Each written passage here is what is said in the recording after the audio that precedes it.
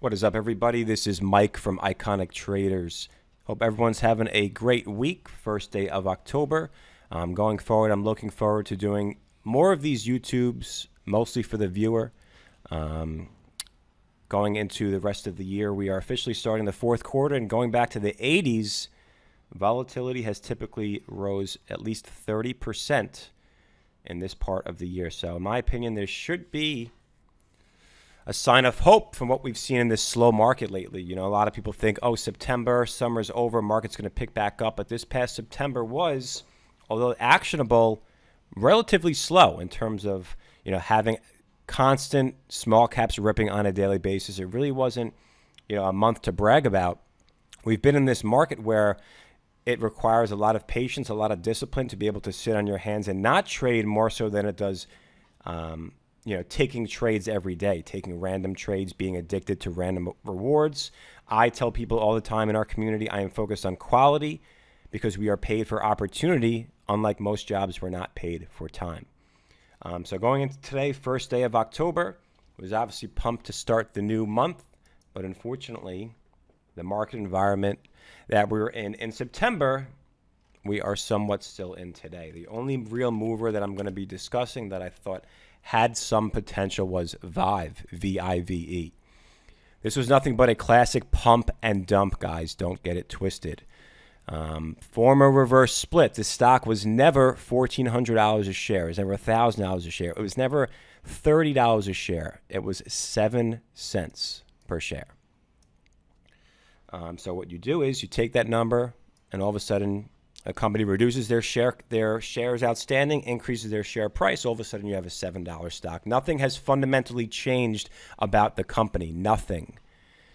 So you have people that look at this chart. These types of reverse split charts can look a lot sexier than they truly are. And once you take a peek under the hood, you realize that these companies are all trash. So on this stock, you had a lot of pump rooms starting to get in on it early. Why? There was not much moving. The float's around 1.5 million shares after the offering they just did. And they're immediately trying to put a positive spin on this stock. It was just at 8, 12, 14, 21. This has a lot of potential. Wrong. They're spinning the bias so that you buy their bullshit. So, unlike at Iconic Traders, we are super transparent. This was nothing but a channel in the pre-market. It was channeling between 530 and we'll say 580. It's either going to break 530 and go to 5 or break 580 and go to 6. Binary trade, if-then scenario. What happens?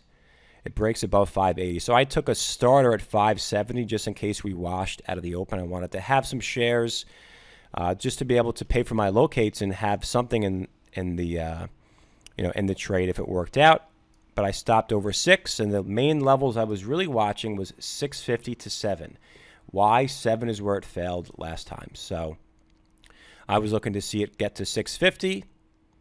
Chat rooms were really arrogant, in my opinion, and everyone was getting involved on the long. I think it was getting super crowded over 6. The tape started to look heavy.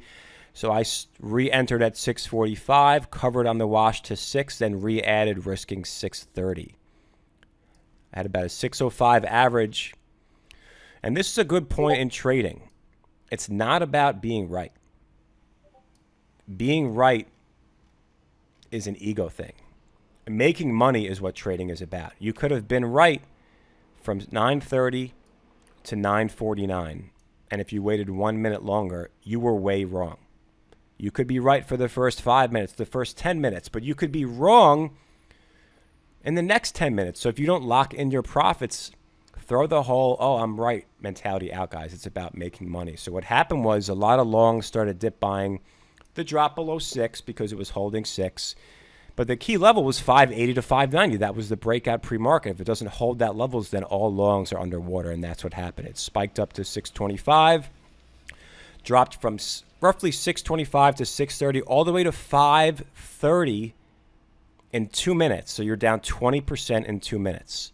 Talk about going from being right to being wrong super fast. And then what happens? All longs rungs are underwater now. So you can basically fade this thing and short pops back to, the 580 level. Unfortunately, was SSR, where they used SSR to get the stock up, which is what they always do. Then they use SSR to really not allow any pops because, these companies don't want shorts to take their shares, which is why on these SSR stocks you see usually a lot of manipulation to the upside, and they don't offer many pops on the backside because these companies, they need that volume to unload, any type of dilution. So the fills on the backside were not really ideal given the SSR situation. But these are the types of plays we're seeing. A lot of these desperate pump rooms, they just look for anything they can in this market to pump. You want to be aware. The main question I get all the time, how did you know it was a pump? The same way I know the sky's blue. I look outside. So you need to understand where the volume is coming from on these longs, because when they reverse, if you don't know where the volume is coming from, you have absolutely no clue why they're reversing either. So this goes back to artificial volume leads to artificial pump, which leads to a real drop. And that's why a lot of these low floaters are short-lived lately. They are just pumps. So know the difference between a momentum long with good volume and a pump. This was nothing but a pump.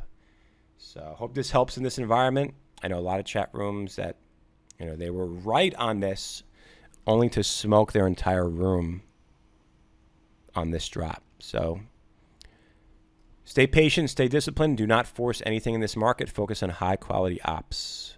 Catch you guys on the next one. Peace.